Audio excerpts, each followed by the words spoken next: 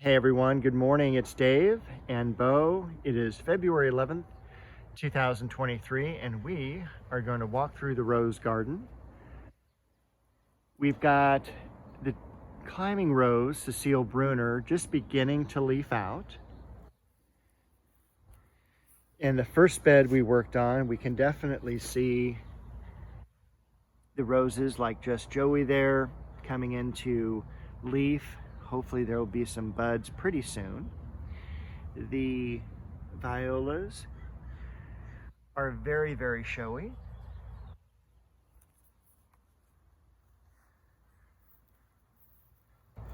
The Arabian jasmine and also the white kufia. I am a little concerned about Helen Trauble back here. She is an older rose and also a rose that was hybridized like in the 1950s. I want to say 1956. And she is a little slow to leaf out this year, cut back at roughly the same time everything else was, but I'm a little concerned. And then the dwarf Chamaecyparis here.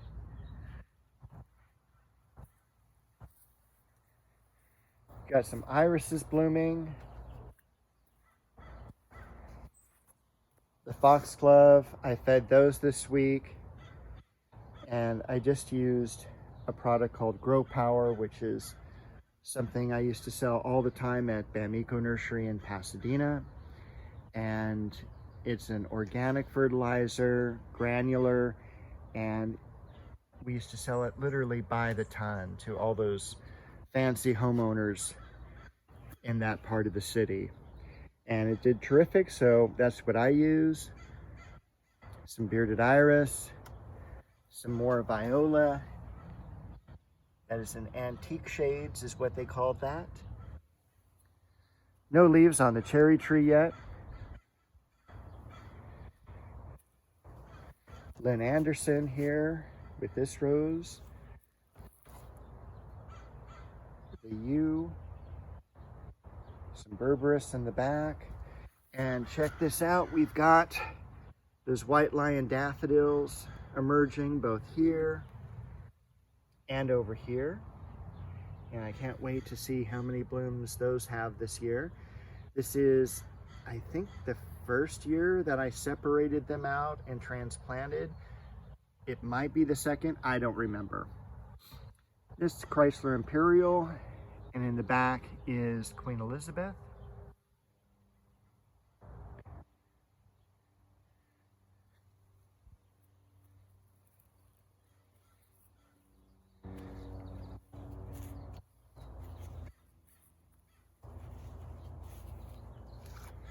We'll go back to the Scilla over here. Can't wait for those to have a bloom on them. And the Mugo Pine in back. This is, by the way, if I haven't mentioned this rose before, this is Duet. And you will be so surprised at how many blooms and how consistent a bloomer it is over the entire year. I don't think the rose gets enough credit. It's definitely not one of the ones people really know about, but it is really a top 10 rose. Also in the back, it looks like we've got quite a few more leaves on the Leonotis. So I'm excited that this did survive transplanting. A hollyhock and another row of foxglove. They did yellow out, probably from all the rain, and that's why I did all the feeding. We've got Bo over here showing us the Tiffany rose. And then this is a dwarf sweet pea shrub.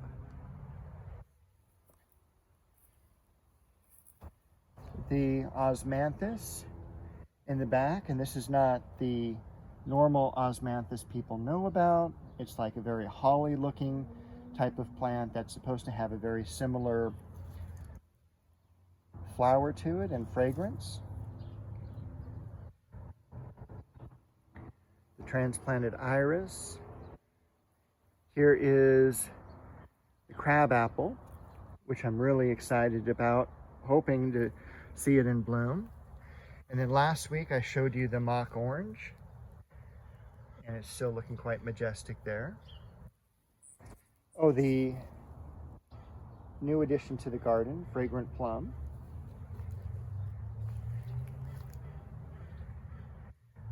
Shasta daisy.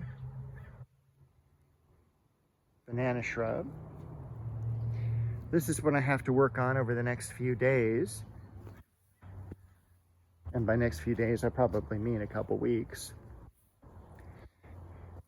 And then here is Anna apple, already in bloom. And again, it is February 11th. That has always been such a great, reliable tree, wonderful harvest. And you'll see that I did at least complete the bricks. So that project is done. And I also got rid of all that grass that was building up around the base of that rose. So I would like to extend the bricks around. We will see how that goes. I still have quite a few plants I have to find homes for. The fairy primrose, and I've always liked the curly leafed or the curly flowered pansies.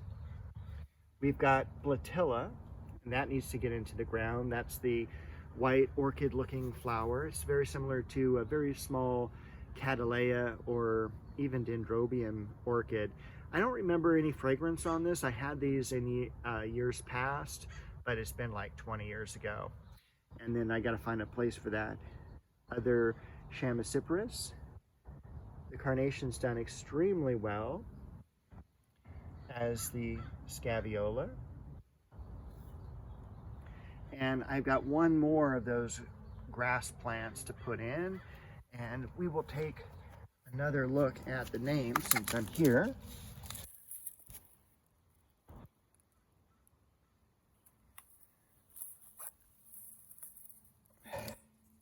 There we go.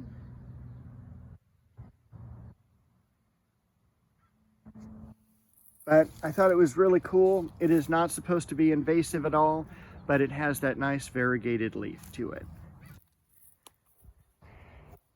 Tabernae montana, which we had some sunny days this week in the 70s, and I'm like, no, that definitely is going to need to go in the shade.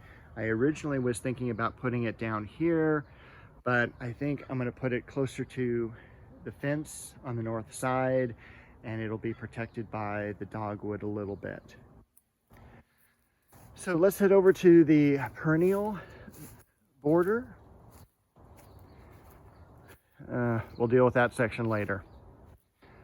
That's a lot of work. We've got the February silver daffodils budding up. We also have up here the pomegranate leafing out already. As I said, we had some days in the 70s and the plants were like, it's springtime, it's time to go. The hyacinths are already sending up their flower buds. And this one was kind of cool because it looked like it was already beginning to multiply. Variegated Alstroemeria.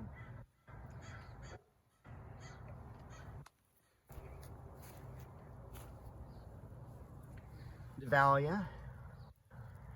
And this plant here in the back, and I can't remember the name of it, with the, it looks kind of like a Swiss chard with dark veins. I planted this only because when I was in high school, I would take care of this couple's house on vacation, and they had that in their landscape. And now they've passed on, and even their house has been bulldozed for some other project. So that's kind of a little remembrance of them.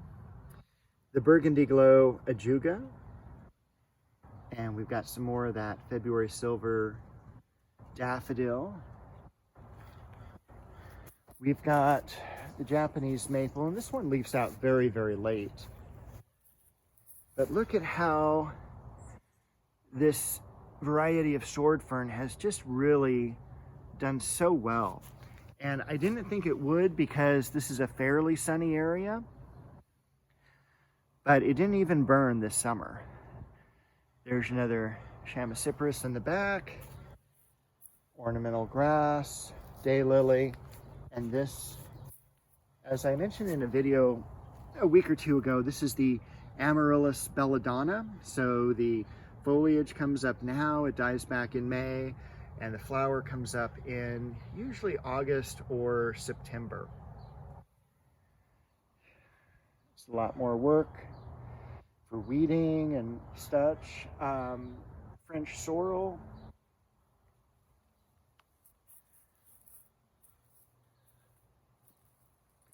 Ton of blooms on the geranium. Lycosium. Got some color finally on the lavenders.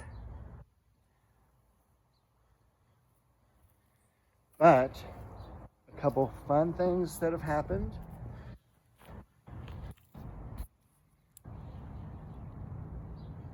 Beautiful daffodil in bloom. I don't know what variety that is.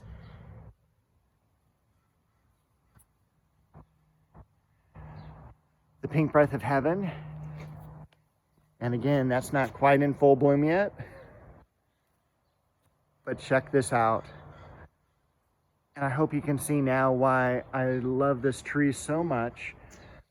No leaves on it, just the graceful stems, branches, and all of those blooms. It's not really, I haven't noticed it really being fragrant during the morning hours, but definitely at dusk, you'll notice a fragrance around it, very light.